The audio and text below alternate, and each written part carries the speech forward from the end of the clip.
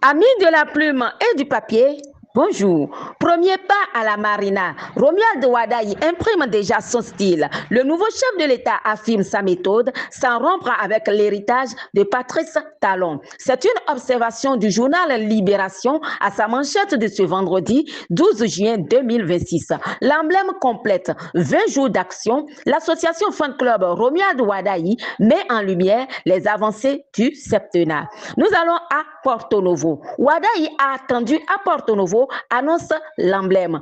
Toukourou, le maire de Porto Novo et ses collègues mettent plusieurs sites à disposition pour accueillir des sièges de grandes institutions dans la ville capitale. Administration publique et avancement des agents de l'État, Romuald Wadayi rend justice, apprécie l'événement du jour. Commerce extérieur, baisse des importations, matin libre est satisfait des retombées de la politique d'industrialisation. Et puis, industrialisation, nous parlons économie, développement, infrastructure et financement. Le Bénin mise sur de nouveaux leviers de croissance. C'est une remarque de la boussole. Le Delta, pour sa part, est focus sur les exportations et les importations au Bénin. Import-export, qui sont les partenaires commerciaux du Bénin. Quel est le montant des échanges? Le Delta en parle dans sa parution de ce vendredi. En tout cas, exportation, le Bénin enregistre une forte progression, observe le Soleil Bénin. Au Parlement, rationalisation des structures parlementaires et optimisation des ressources. Fusion en vue. Tchogbenou à la recherche de l'efficacité.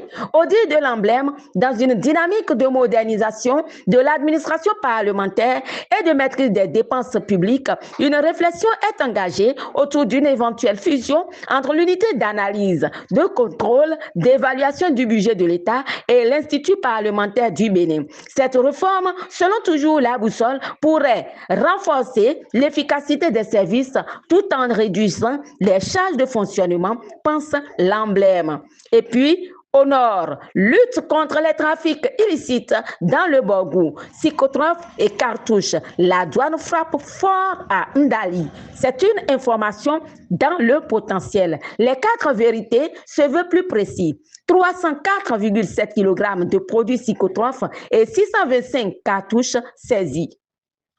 Confession religieuse. Il y a conflit et les dessous de la crise sont à lire dans l'informateur. L'informateur explique qu'entre les confessions religieuses réunies au sein du CCCR, le dialogue devient de plus en plus difficile au point où certains envisagent de recourir à l'arbitrage du ministère de l'Intérieur ou carrément de recourir à la justice. Justice, nous parlons pour détournement de deniers publics. Le comptable du tribunal de Ouidah est déposé en prison, rapporte le potentiel. Sécurité territoriale, la sécurité, c'est le nouveau défi des nouveaux préfets, c'est l'avis de l'informateur. Amis de la plume et du papier, objectif 700 000 tonnes. L'or blanc, c'est-à-dire le coton. L'or blanc béninois en quête de nouveaux records, signale la nouvelle Gazette. En réalité, le gouvernement mobilise les acteurs pour reconquérir le cap de 700 000 tonnes. Rapporte Décryptage Info. UEMOA, l'Union économique monétaire ouest-africaine, le Bénin a reversé 10 milliards de francs CFA au PCF et réaffirme son engagement. Décryptage Info fait de cette information sa manchette. À la manchette de l'opinion aujourd'hui, on lit quand les jeunes jouent au loto avec leur avenir. L'opinion aujourd'hui se veut dénonciateur. Amis du bout des ondes, football mondial 2026, 48 nations, 3 pays hôtes et 104 matchs au programme. C'est une annonce de Libération. C'est parti pour 56 jours d'intenses moments de foot, se réjouit le matin. Et puis, Coupe du Monde, une soirée cauchemardesque pour l'équipe sud-africaine. Le patrimoine a suivi le match d'ouverture Mexique-Afrique du Sud. Il rapporte que le milieu de terrain sud-africain est devenu le premier joueur à écoper d'un carton rouge. Au dire de la boussole, le Mexique lance la fête par une victoire de 2-0. La boussole relève. Les procédures d'entrée des supporters suscitent des interrogations.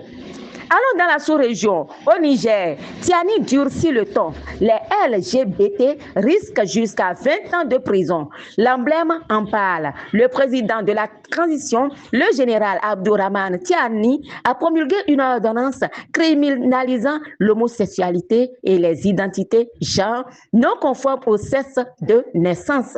Le texte prévoit de lourdes sanctions pouvant aller jusqu'à 20 ans de réclusion criminelle. Ce sera l'essentiel de la revue de presse. Mais avant de boucler, sachez que vous pouvez désormais faire des annonces publicitaires avec nous. Nous sommes suivis au Bénin, dans la sous-région et à l'international, sur Facebook, YouTube, TikTok, WhatsApp, sous le vocable Tadagbe Info.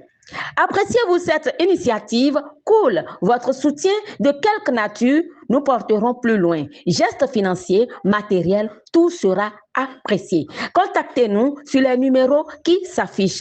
De la fidèle Tamandaro à Gossa, je suis l'œil féminin des médias pour vous. À lundi.